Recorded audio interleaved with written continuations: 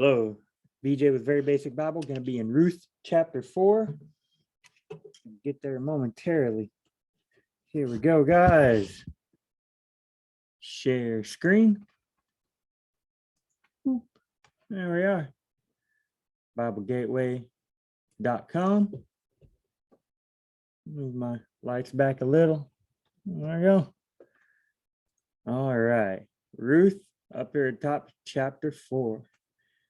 In New King James, Berean Study, New Revised Standard Version, Catholic Public Domain, in New International Reader's Version, World English Bible, easy to read Bible, I think, something like that. Yeah. But over here, I want to change versions.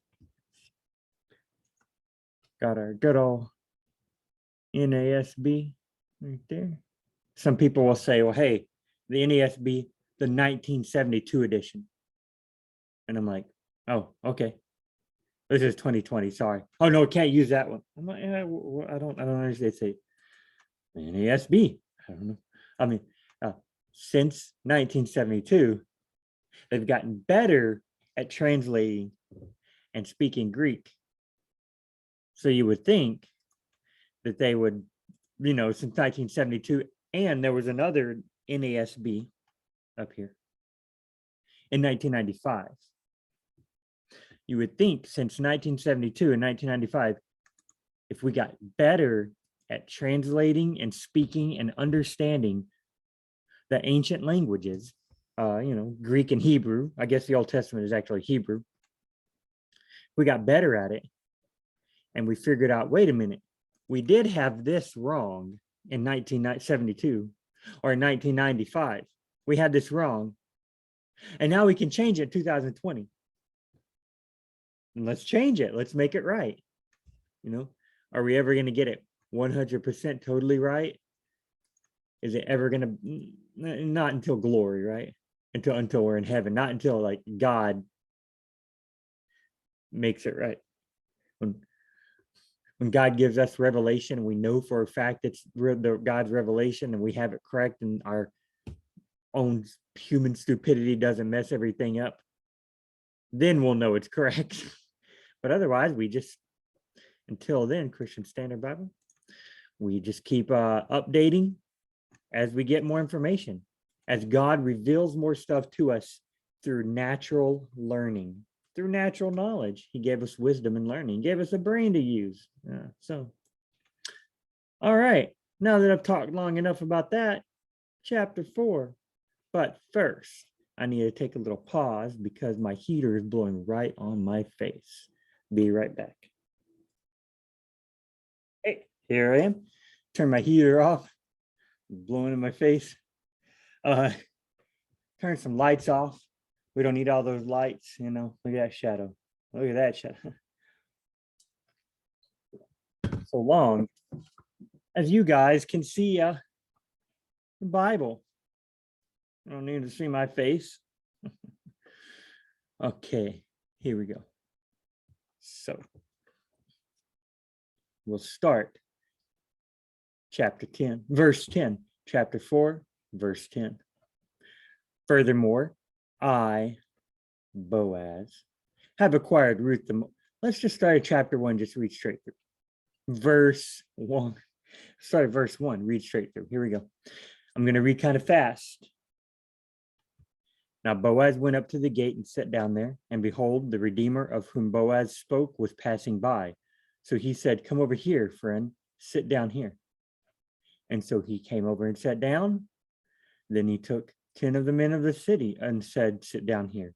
So they sat down, and he said to the Redeemer, Boaz got the men sat down. Boaz says to the Redeemer, Naomi, who has returned from the land of Moab, has to sell the plot of land which belonged to our brother Elimelech. So I thought that I would inform you, saying, buy it before those who are sitting here and before the elders of my people. If you will redeem it, redeem it. If you will redeem it, redeem it. But if not, tell me so that I may know. For there is no one except you to redeem it, and I am after you. And he said, I will redeem it. Then Boaz said, On the day you buy the field from the hand of Naomi, you must also acquire Ruth the Moabitess, the widow of the deceased, in order to raise up the name of the deceased on his inheritance. Then the Redeemer said, I cannot redeem it for myself. Otherwise, I would jeopardize my own inheritance. Redeem it for yourself. You may have my right of redemption, since I cannot redeem it. Now, this was the custom in former times in Israel concerning the redemption and the exchange of land to confirm any matter. A man removed a sandal and gave it to another. And this was the way of confirmation in Israel. So the Redeemer said to Boaz, buy it for yourself. And he removed his sandal. Then Boaz said to the elders and all the people, now it's using his name. That's good. Earlier, he said this, he said that, he said he did this. Like, who is the he? Okay, now it's Boaz. Boaz said to the elders and all the people, you are witnesses today that I have bought from the hand of Naomi all that belonged to Elimelech and all that belonged to Mahlon and Chilion. Furthermore, I have acquired Ruth the Moabitess, the widow of Mahlon, to be my wife in order to raise up the name of the deceased on his inheritance, so that the name of the deceased will not be eliminated from his brothers or from the court of his birthplace. You are witnesses today. And all the people who were in the court and the elders said, we are witnesses. May the Lord make the woman who is coming into your home like Rachel and Leah, both of whom built the house of Israel. May you achieve wealth in Ephrathah and become famous in Bethlehem. Moreover, may your house be like, so who's saying this? All the people who were in the court and the elders said, all of them, like all at once, they like had a script. They were like, here, let's write in unison, guys. They all said it. It's kind of strange. It says all the people, probably the elder, one of the 10 elders spoke for all the people, and all the people were like, amen. That's a common thing. One person would speak for the rest. One second.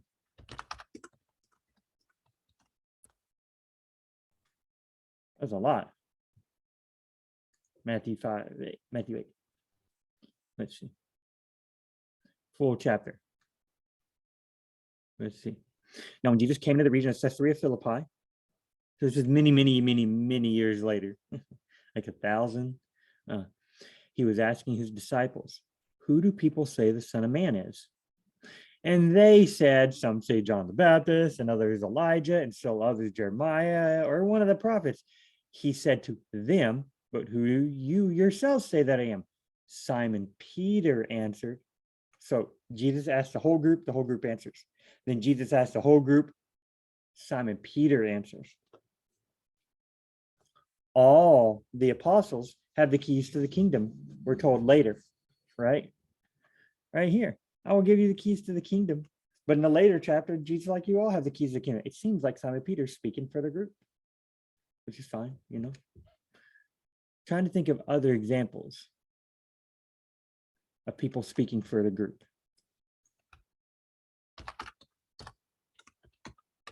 Elders, let's see. Numbers. Full chapter. Let's read this real quick. Now the people became like those who complained. The people became like those who complained of adversity in the ears of the Lord. And the Lord heard them and was angered and kindled, and the fire of the Lord burned among them and consumed some of the outskirts of the camp. Then the people cried out to Moses, and Moses prayed to the Lord, and the fire died out. So that place is named Taberah because the fire of the Lord burned among them. So the people complained to Moses. Then Moses talks to God for the people. Now the rabble who were among them had greedy cravings. Who will give us meat? And the sons of Israel also wept again and said, who will give us meat to eat? So now we got rabble causing all the sons of Israel to weep. Man, we remember the fish we used to eat for free in Egypt, the cucumbers, the melons, the leeks, the onion and the garlic. They were healthy, I guess. But now our appetite is gone. There's nothing at all to look at except this manna. Now manna, etc., etc. Now Moses heard the people weeping throughout their families, and each one at the entrance of his tent. And the anger of the Lord became very hot, and Moses was displeased. God's hot, Moses is displeased because they're weeping, they're complaining. So Moses said to the Lord, why have you been so hard on your servant? Why have I not found favor in your sight? Wait, but God's been good to the people. Well, no, look, the people are all weeping. They're all sad. Moses is like, you've been hard on me. No. Moses says, I speak for the people. You've been hard on us.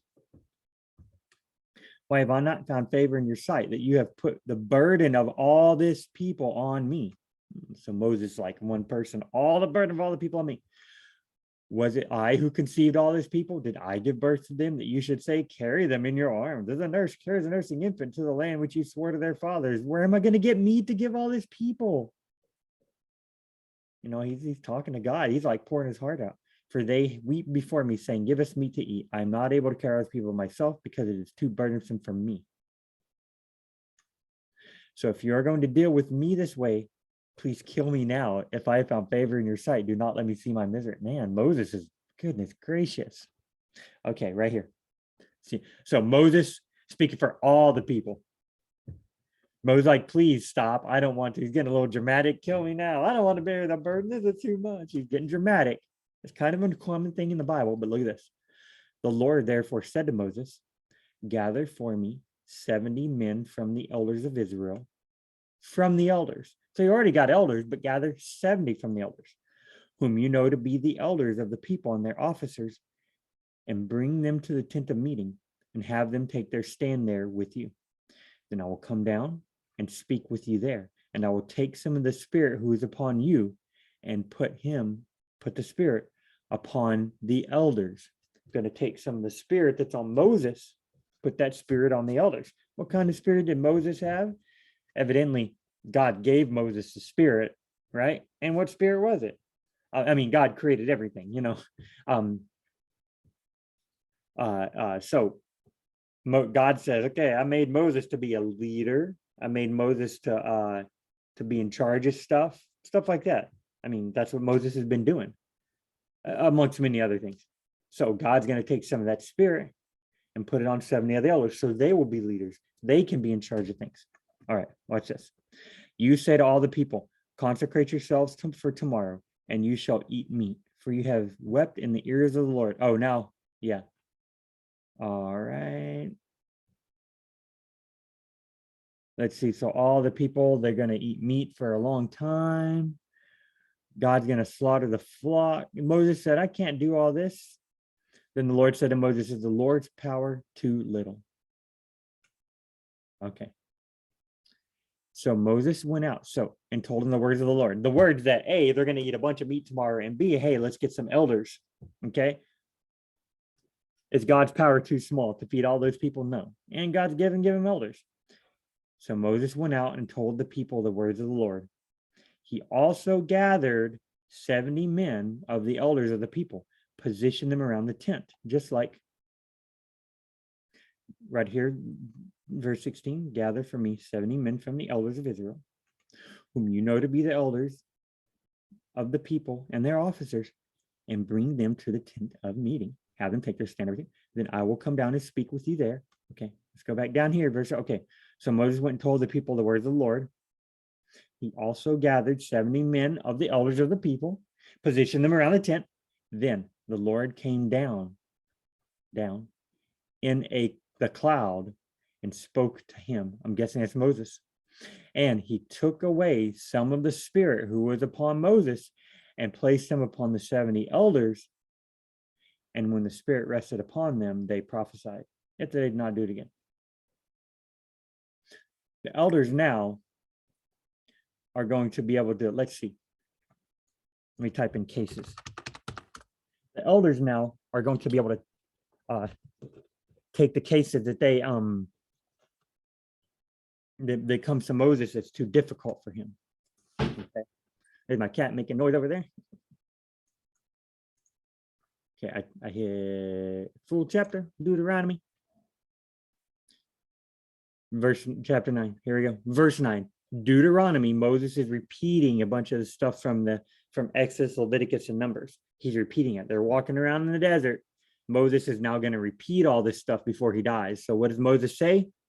Verse 9, chapter 1.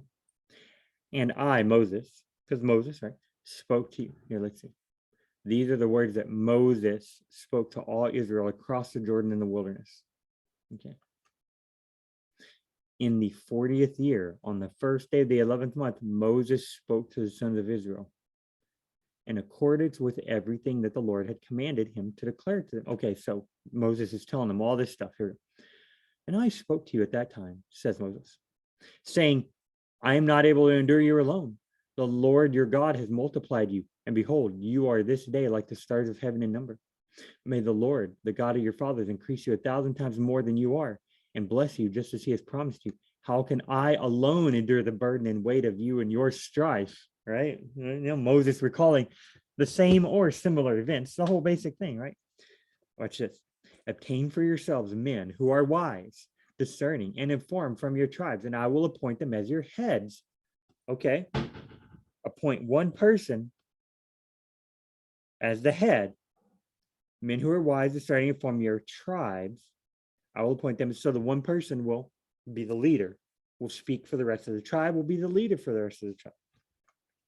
And you answered me and said, the thing which you have said to do is good. Yep, Israel was like, we agree, we like that. Appoint people over. So I took heads of your tribes, wise and informed men, and appointed them as heads over you, commanders of thousands, hundreds, fifties, and tens, and officers for your tribes. Okay. Then I ordered your judges at that time, saying, hear the cases between your fellow countrymen, and judge righteously between a person and his fellow countrymen. Now, that doesn't sound exactly like what we were just reading from Numbers. I was trying to find the place where we're reading from Numbers, but you can see here, Moses appoints one person to speak for everybody else. That's just kind of how stuff works. It's kind of how it was back in the day. One person would be speak for everybody else. Nowadays, people are like, I speak for me. Or if you have a representative, let's say you have a representative go on the news and talk, and then they say, well, now the Democrats X, Y, and Z, and then Democrats come and go, wait, I never said that. That wasn't me. That doesn't represent the Democrats. He's himself. He is a Democrat representative speaking for you. No. He said stuff wrong. He didn't mean to say. She said different things, and we said they didn't say they. We didn't mean that. But they were a representative. No, they don't represent me. It's not the way it would have been back in the Bible times. It'd have been like, they represent me, and I don't like what they said, but okay, they represent me, I guess. You know, that's just how it is. Yeah, over here. One second. Man, it suddenly came on. Suddenly came on. I'm gonna have to find more examples of one person representing everybody, because that's actually very common throughout the Bible. Well, BJ, you say that, but you haven't found really much to go. Found a little bit to go on, a little bit. We'll find more, don't we? Okay.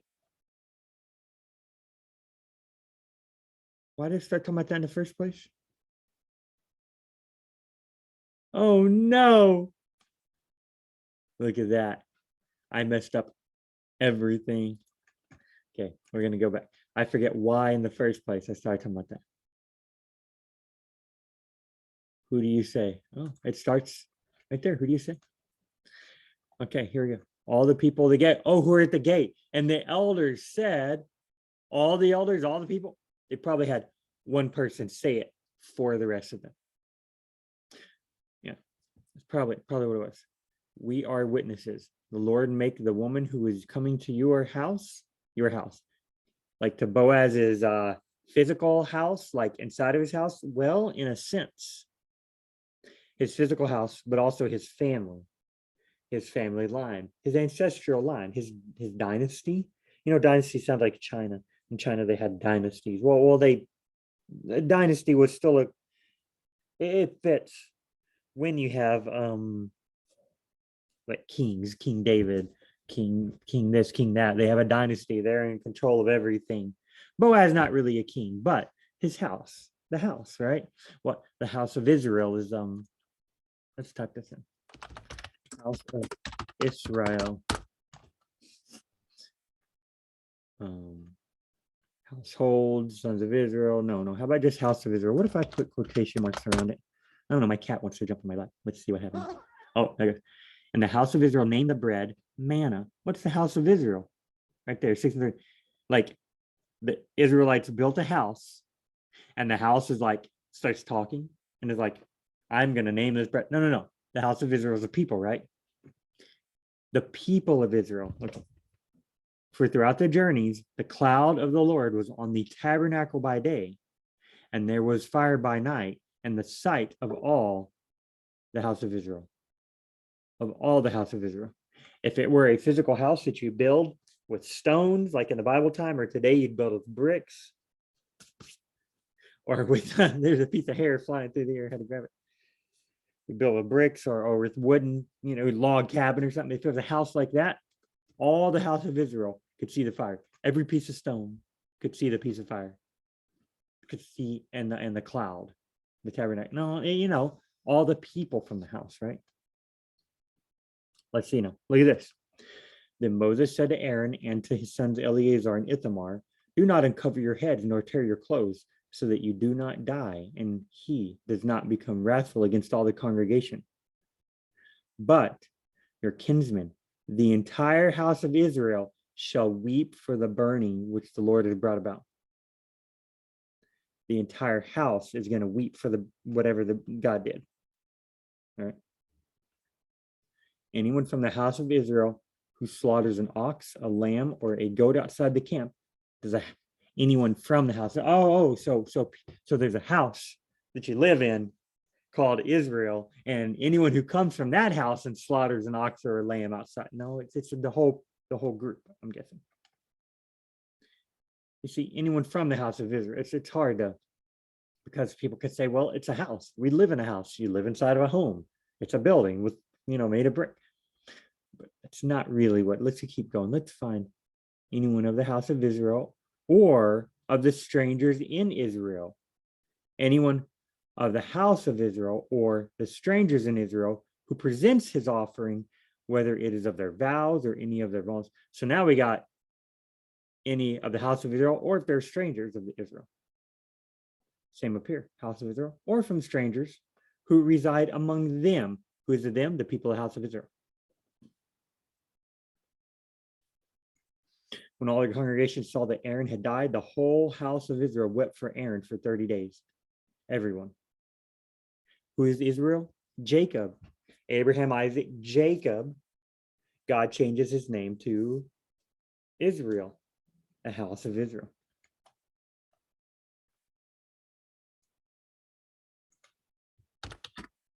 David.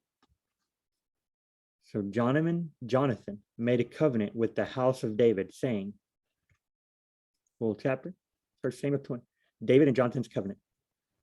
Okay, I'm going to read this kind of quick, okay? Then David fled. So David, you got Abraham, Isaac, Jacob, then you got the 12 tribes, right? Right now we're in the middle of the book of Judges, so we got Ruth, we're well after then you got Moses. Then you got the book of Judges. And then after the time of Judges comes, just after the time of Judges, Samuel, King Saul, and the shepherd boy, David. Here we are, guys. So so this is David who, look at this. He may be, the Naomi took the child and laid him on her book. Okay, let's see. Where's it? So Boaz took Ruth. She became his wife. He went into her. The Lord gave her conception, and Ruth bore a son. Then the women said, blessed be the Lord, who has not left you, Naomi, without a close relative. May his name be famous in Israel. Good. So now Naomi's got a grandson. Yeah. Her family name's not going to die out. May he be the restorer. For your daughter-in-law who loves you, who is better, has borne the daughter-in-law who loves you better. Ruth bore the son. Naomi took the child, laid him in her bosom. Let's see. And they called his name Obed. He is the father of Jesse, the father of David. Pretty cool, huh? There's David. This is the genealogy. Perez begot Hezron. Hezron begot Ram. Ram begot Aminadab. Aminadab begot Nation. Nation begot Salmon. Salmon begot Boaz. Boaz begot Obed. Obed begot Jesse. And Jesse begot David. Then David fled from Naoth in Ramah, and he came to Jonathan. What have I done? What is my guilt? And what is my sin before your father? He is seeking my life. Saul, King Saul, who wants to kill David, is Jonathan's father. Jonathan said to David, far from it, you shall not die. Behold, my father does nothing great or small without informing me. So why would my father hide this thing from me? It is not so. Saul, my dad's going to tell me. Yet David vowed again, saying, your father Saul is well aware that I have found favor in your sight. And he has said, Jonathan is not to know this. Otherwise he will be worried. But indeed, as the Lord lives and as your soul lives, there is just a step between me and death. David's like, I'm going to die. Saul has not told you he wants to kill me. Then Jonathan said to David, whatever you say, I will do for you. So Jonathan's like, okay, whatever you say, I'll do. So David said to Jonathan, behold, tomorrow is a new moon. I'm obligated to sit down and eat with the king, but let me go so I may hide myself in the field till the third evening. If your father misses me at all, then say David earnestly requested leave of me to run to Bethlehem.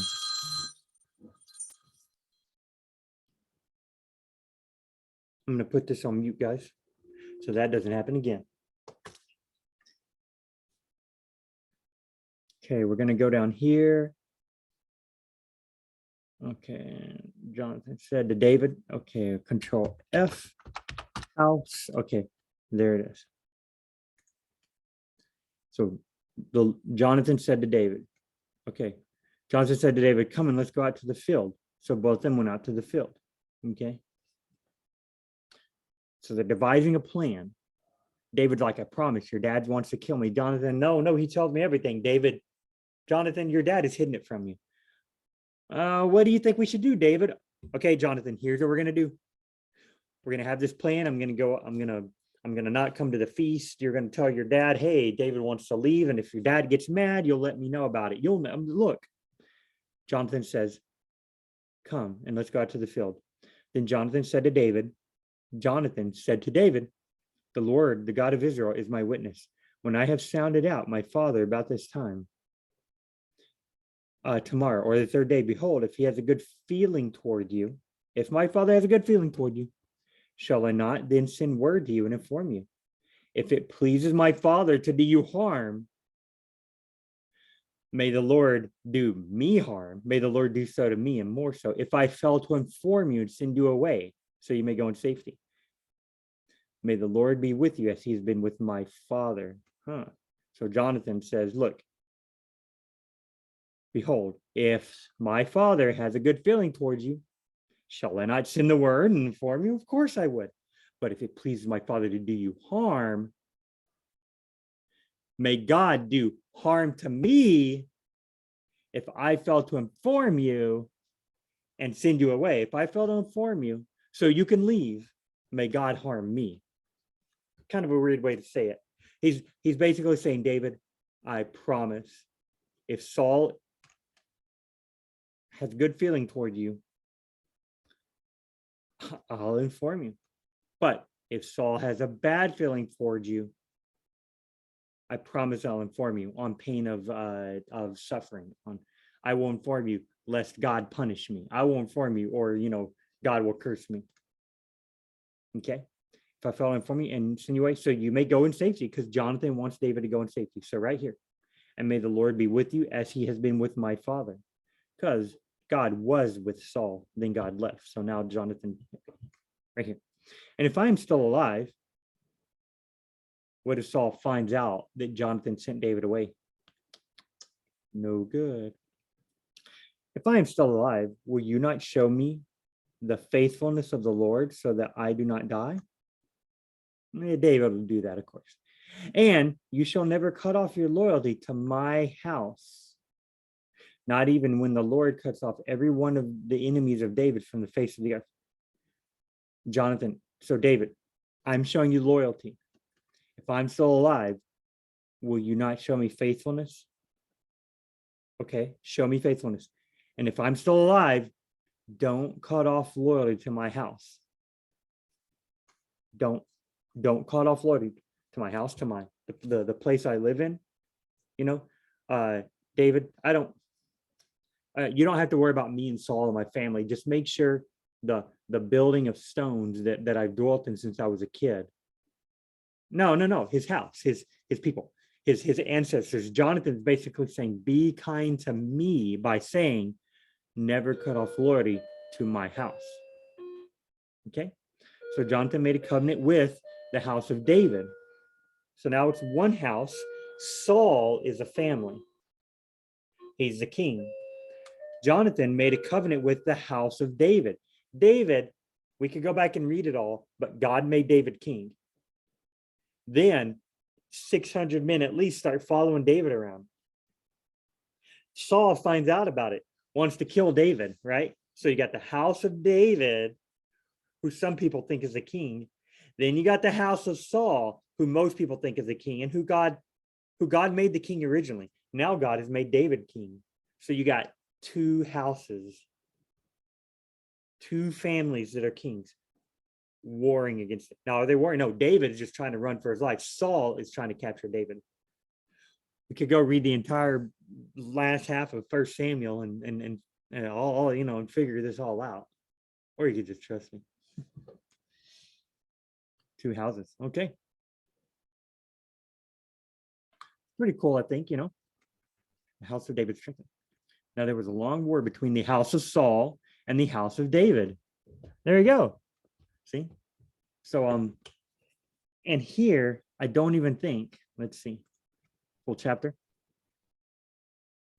Between the house of Saul and the house of David, Abner was strengthening himself in the house of Saul. So Abner was with Saul. To my knowledge, David made king over Judah. Saul died. David learns of Saul's death. I'm saying Saul over and over again. One of my cats, his name is Saul. It's okay, yeah. I'm not talking about you. Don't worry. You're not going to die. You live in an apartment. You don't have a house because you're neutered. He ain't got no house. He ain't no king. He thinks he is sometimes. So Saul's dead here. Now it came about after the death of Saul. When David returned from the slaughter of the Amalekites, David stayed in Ziklag. On the third, behold, a man. So Saul's dead, right? Okay. Now here, Control F. King. David made king. Okay, let's go. Then the men of Judah came, and there they anointed David king over the house of Judah. The house of Judah. Wait, now we got a third house? The house of Saul. Saul, Jonathan, and his, other sons, David. Oh, and all the people who followed him. Everybody who's like, I'm loyal to the house of Saul. Not necessarily family members. Now you got David, the house of David, all the people that followed him. His family members, what if the family members aren't loyal to him? They might say, I'm no longer of the house of David. But now we got the house of Judah. The house of Judah. Who is Judah? Judah is the southern tribe where Bethlehem is located. David was from Bethlehem. Okay. Judah is a tribe, and they're calling it a house. Judah was one of the 12 sons of Israel, one of the 12 sons of Jacob. Abraham, Isaac, and Jacob. Then you got Judah as one of those 12 sons. Naphtali, Gad, Dan, Reuben, Simeon, Levi, a bunch of other, Ephraim, Manasseh, there's Benjamin, missing some, Simeon, Reuben, Judah. Okay, so what's the house of Judah? All the people who descended from Judah, the tribe of Judah, right? Judah, by this time, he's dead. Judah was born to Jacob. Then you had the time of the judges, a few hundred years. Judah's not still alive. So they made David king over a house, over the dynasty of Judah, over the tribe of Judah, right? That's why they could say, now there was long war between the house of Saul and the house of David. Okay, makes sense, right? I hope this is making sense the way they use the word house. We could keep looking stuff up. I think I've been talking about for like 30 minutes or so. Man. There's you could look up stuff like the house of Abner or Abner. Let's see, watch this. House Ahab was a very wicked king. Let's see. Oh, look at this one. Ahab spoke to Naboth, saying, "Give me your vineyard so that I may have it for a vegetable garden, because it is close beside my house." So this one, you can see he's talking probably about a literal house, because the vineyard, so I may have it for a vegetable garden because it's close to my house. Okay. I mean, it's within walking distance. Here's the place I live, right? Yeah. You see how Ahab has humbled himself before me? This is what God said. Because Ahab has humbled himself before me, there's a capital M, so we know it's God. I will not bring disaster in his days. I will bring the disaster upon his house in his son's days. Oh, God's going to punish his son because Ahab, but hey, Ahab brought it upon himself, right? So we got right here, Ahab entered his house. So that's physical house. Down here, I will bring disaster upon his house in his son's days, his family, right?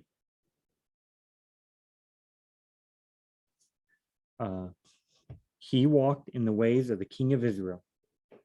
Full chapter, 2 Kings 8:18. Joram destroyed the Shemonites' land. Elisha protects evil from Hazael. Another Jehoram. So there was the original. There's another Jehoram. I guess there are two people named Jehoram. That's fine. 1 second. Let me look real quick. Okay. Now, in the 5th year of Joram, the son of King Ahab of Israel, when Jehoshaphat was the king of Judah, Jehoram, the son of Jehoshaphat, became king of Judah. King of Judah became king. When Jehoshaphat was the king of Judah, Jehoram, the son of Jehoshaphat, king of Judah, became king. So that's kind of a weird way of saying it. Joram, son of Ahab, was king of Israel. Jehoshaphat was king of Judah, but now in this one sentence, it's saying Jehoshaphat was king, and then Jehoram became king. Okay, so now Jehoram, Jehoshaphat's son, becomes king. Jehoram was 32 years old when he became king, and he reigned for 8 years in Jerusalem. Jehoram walked in the ways of the kings of Israel, just as the house of Ahab had done. The house of Ahab, okay, Ahab was in Israel. So why does it say just as the house of Ahab had done? Well, yeah, the king, look at this. He, that is Jehoram, son of Jehoshaphat, king of Judah. Jehoram is the son of Jehoshaphat, king of Judah. Jehoram became king of Judah. Jehoram is the king of Judah. Why does it say they walked in the ways of the house of Israel? Because I guess they started committing the sins of Israel. Okay, but if Ahab is of Israel, okay, Ahab was king of Israel, just as the house of Ahab had done. If Ahab is the king of Israel, why does it have to tell us the kings of Israel just as the house of Ahab had done? Well, yeah, because the house of Ahab was Israel. The house of Ahab was Israel. It's just saying it in really strange ways. It's like it's saying the same thing twice. It's saying Ahab, who was the house of Israel, walked in the ways of the house of Israel. Why is it, why does the Bible speak that way? I don't know. BJ, who likes to play baseball, went out to a baseball field where he could play baseball because he really enjoyed it. Well, yeah, you said the same thing twice today. He enjoyed baseball, I played baseball.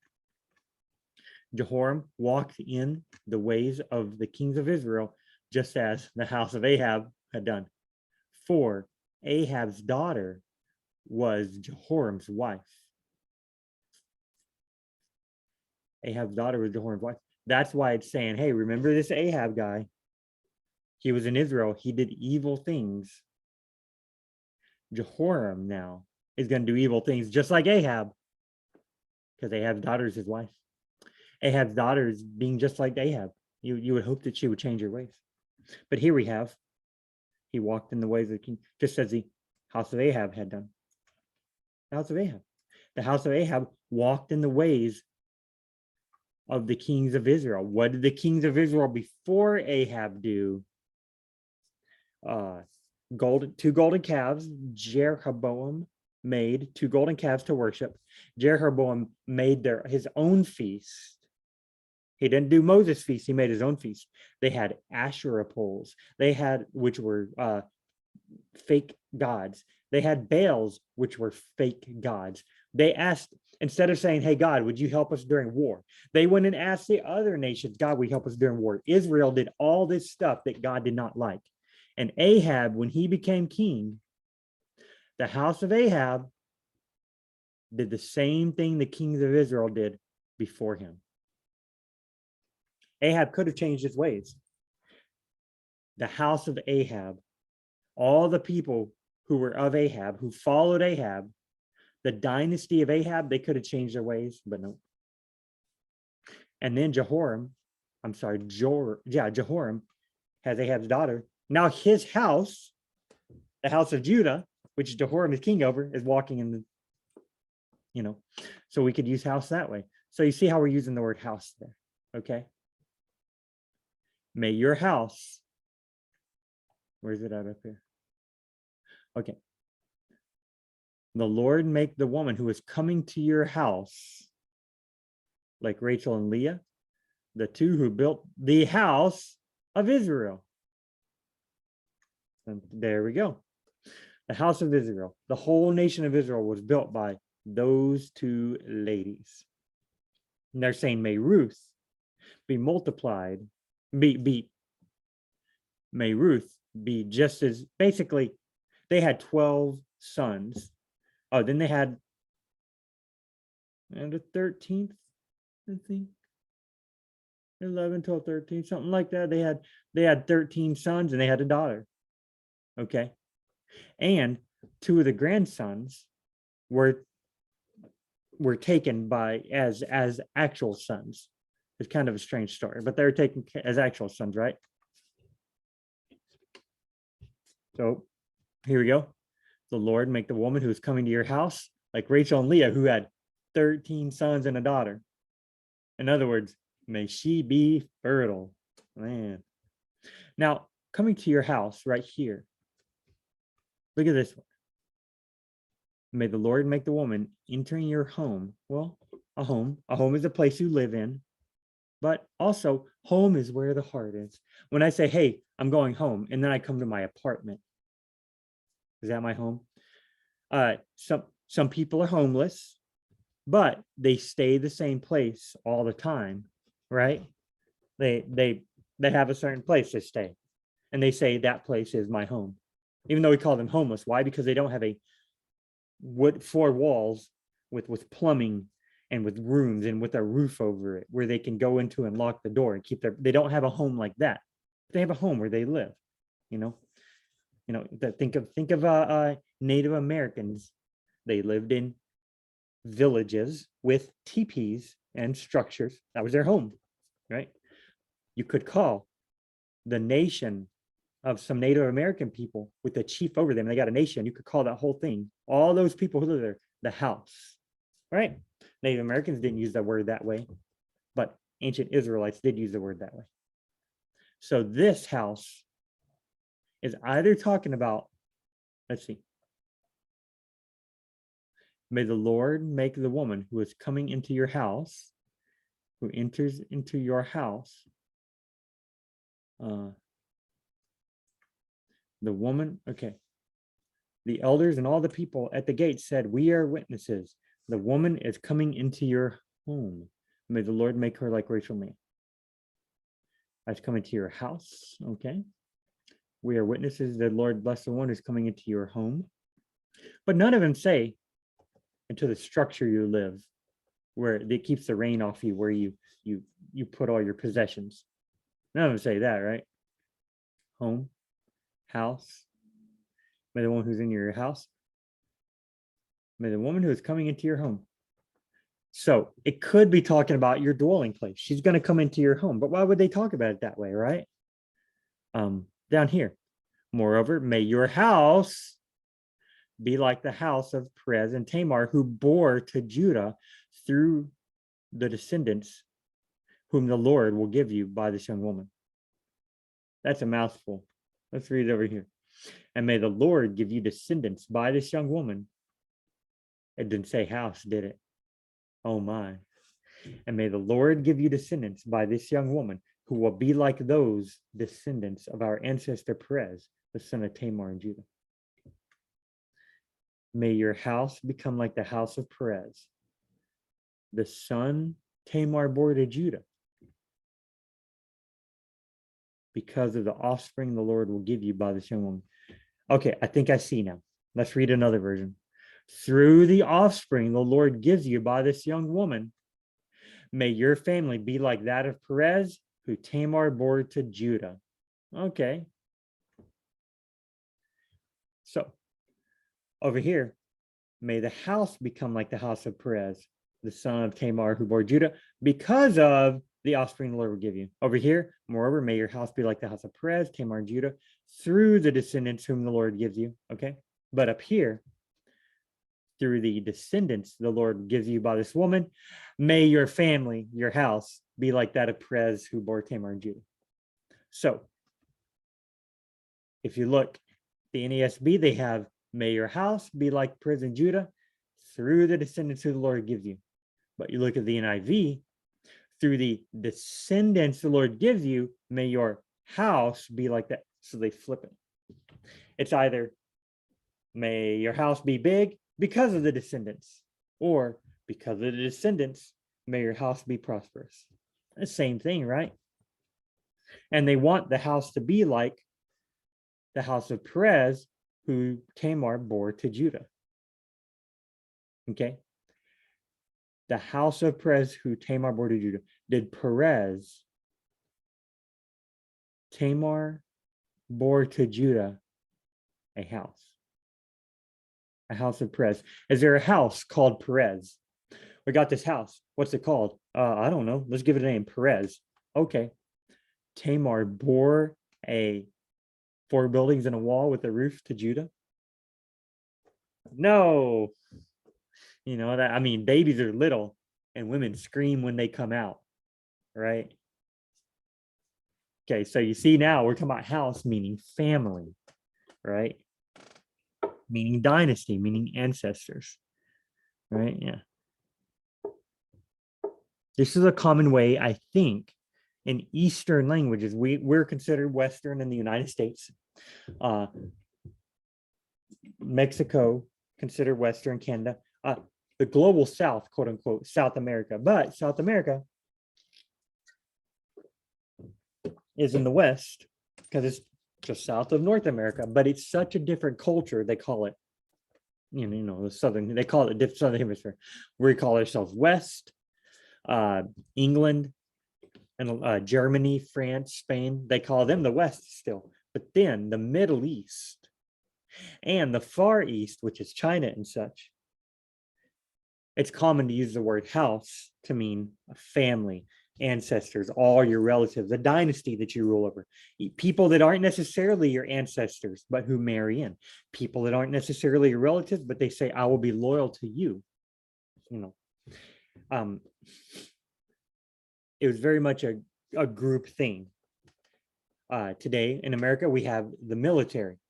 It's not by family. Anyone who can join the military, wants to join the military, can, you know, in different ways, of course. You know, I'm too old to join as a soldier now, but I could try and get hired at the military, and I could say I'm in the military.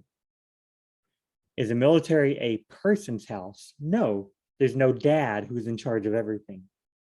We could say it's the house of the United States, maybe. We could say we're all the house of the United States. I live in the United States. Do I so much care about government and politics? No, but I live in the United States. I'm under their laws. I agree to abide by those laws. I don't go out and steal stuff. The government puts up speed limits and I try to follow them, stuff like that. I abide by the house of the United States. say that, but we don't talk like that nowadays. Okay. May your family become like the family of Perez, whom Judah bore to Tamar. Look at this. May your family, and may your house be like the house of Perez. Over here, moreover, may your house be like the house of Perez. The net, may your family, I burped right on family. May your family become like the family of Perez, who Tamar bore to Judah. Did Tamar bore a whole family?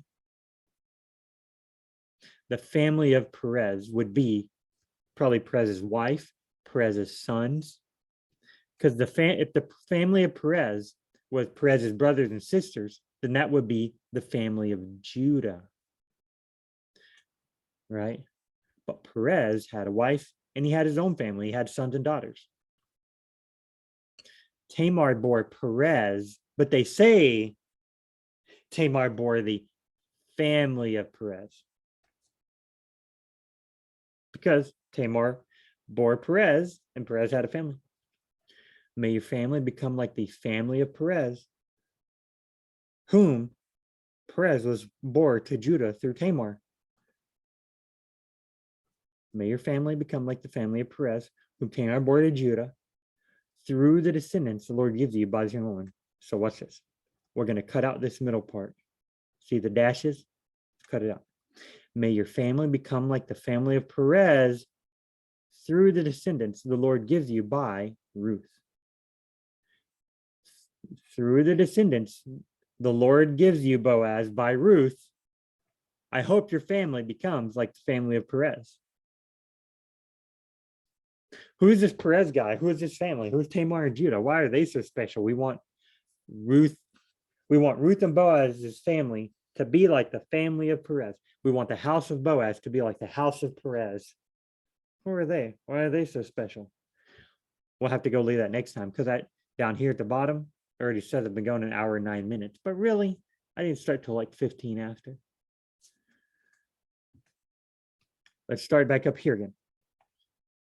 I have also acquired Ruth the Moabite, Mahlon's widow, as my wife, in order to maintain the name of the dead with this property.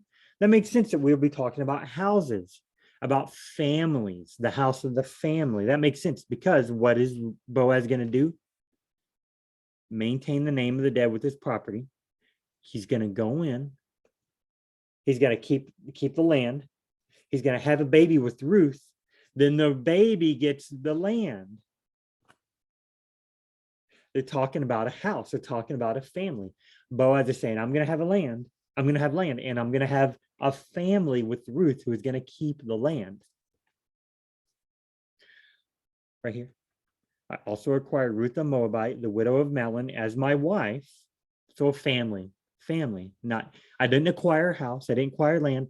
I did acquire land, but also Ruth as my wife, in order to raise up a family for her late husband on his estate. Got to raise up the family, so that the name of the deceased may not perish from his people and his place. Do you witness this today? All those at the gate, including the elders, said, we do. May the Lord make this woman come into your house like Rachel and Leah, who between them built up the house of Israel. Prosper in Ephrathah, bestow a name in Bethlehem. So house right here could be a play on words. Comes into your house to have a baby, because that's where you have babies, in a house. Make them like Rachel and Leah, who between them built up the house, the family of Israel. Could be a play on words there. Could be. But right here, the house of Israel is definitely the family. With the offspring the Lord will give you from this young woman, may your house become like the house of Perez, whom Tamar bore to Judah. I hope that's making sense. BJ's not making much sense. I don't know what you're talking about. We tried. We had a house of Ahab, who was like the other kings of Israel. But then we had the people who followed the people in Judah, the house of Judah. They followed the house of Ahab and did all the wicked things that all the people Ahab did, right? You got the house of Israel, who was supposed to be separate from the other nations, not separate from other houses, but separate from other nations, from other people groups. They're their own group, right? Yeah. So why do I say this up here then? Why am I confusing by saying this could be a planned word? In order to raise up a family, so that where's it at? May the Lord make this woman come into your house, like Rachel and Leah, who between them built up the house of Israel. Why not? May the Lord make this woman come into your house, like Rachel and Leah, come into your family. Why not? Who between them built up the family of Israel. Why am I saying it's a play on words? Possibly coming to your physical dwelling place, made of stones,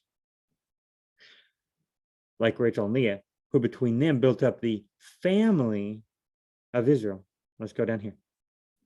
Boaz took Ruth, verse 13. When they came together as husband and wife, the Lord enabled her to conceive, and she bore a son. When they came together as husband and wife. Let's look over here. So Boaz took Ruth, and she became his wife, and he had relations with her. ESV. Look at. So Boaz took Ruth, and she became his wife, and he went into her, and the Lord gave her conception, and she bore a son. Went in, when he slept with her. He slept with her. Went into her is a common idiom in the Bible, actually. Like if you go in and have relations, why? Because you're not going to do it outside. You're going to go in to a house, you're going to go into a tent, right? You're not going to, people who rape people, they do it outside in the field somewhere. If you do it legitimately, you go into the person, right? Into the dwelling place. You go into a tent. You'll do it there. You'll have relations there. You make babies there. We could look at that. And maybe next time we will, but right now, hour 14. I'm going to go ahead and call it quits for here because I think, stop share. I think we got the point across. There's my face. I think we understand. Well, don't worry. You're like BJ. I don't really understand. The whole house thing is still pretty confusing. Like, I'm not sure if I really buy it or if I understand what the verses is. Don't worry. Just like other verses that are very tricky, and we're reading them, trying to figure out exactly what the author is saying or could be saying. I'm sorry, I keep petting my cat. That's why I look down here to look at him. Just like we're trying to figure out what the authors are saying or could be saying in other verses, and we read those verses, Bible study after Bible study after Bible study. Eventually, something clicks, it gets into your head, you understand it, hopefully. Hopefully that happens, and you can just read through the book of Ruth with no problem eventually, because we want to read it and be confused by it. Then we want to read it and hope we understand it. Then we want to dissect it and make us understand it. Then we want to read it with a little less dissection so we can understand it better. Then a little less dissection, and we understand it better. And eventually we read it with no taking it apart, with no studying, with no, what's this mean? What's that mean? Eventually we read it straight through and it just flows naturally, right? You're confused at first, then you get really confused trying to understand it. Then the confusion gradually goes away, and eventually you can read it. Don't worry, we'll get to that point. Let's pray real quick. Lord God, thank you very much for the day you have given us, for the wonderful love you have bestowed upon us. You're awesome, holy, mighty, wonderful, and true. You alone always and only do good. Let us always and only trust in you, God. We have family, we have a house, we have friends, we have people who care for us. We have a government who cares for us, supposedly. We have doctors and teachers who care for us, supposedly, right? But Lord, you are the one who always cares about us. Help us trust only you, unceasingly and undyingly. Thank you, Jesus, for coming down to the earth, dying on the cross, rising for our sins, seated at the right hand of God. Thank you, Lord. Amen. See y'all on the next very basic Bible.